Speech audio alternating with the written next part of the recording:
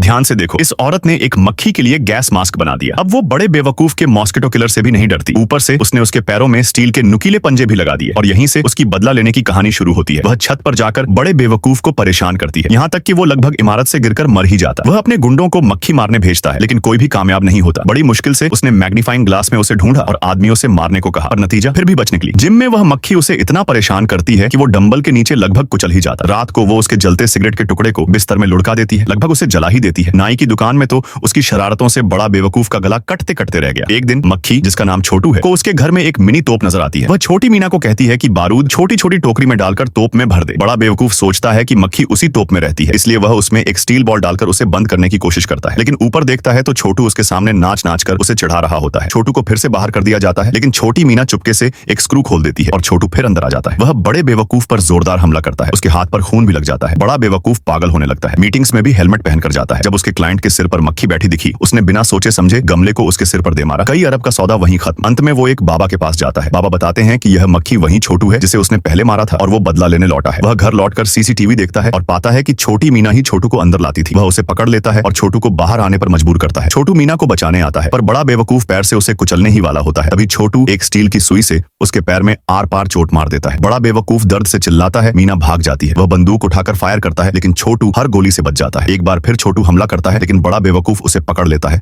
एक चुंबक से। वह मीना को मजबूर करता है कि छोटू के पंख काट दे, फिर उसकी देह में सुई चुभा देता है। मीना उसे धक्का देकर छोटू को आजाद कराती है। छोटू मीना से कहता है, मुझे आग में झोंक दो, वही इसे खत्म करेगा। बड़ा बेवकूफ माचिस जलाता है। छोटू अपना शरीर बारूद से ढक लेता है और पूरी ताकत से आग की तरफ उड़ता है। आग पकड़ते ही वह तैयार तोप में कूद जाता है। एक धमाके के साथ आग बड़ा बेवकूफ पर टूट पड़ती है और वो आखिरकार खत्म हो जाता है। आखिरी सीन में छोटी मीना स्कूटर से जाती है और एक गुंडा उसे छेड़ता है। तभी एक मक्खी स्टील की सुई लिए उड़कर आती है और उसे ठिकाने लगा देती है। हाँ, वह छोटू फिर लौट आया था और इसके बाद वह और मीना मजे की जिंदगी जीने लगते हैं।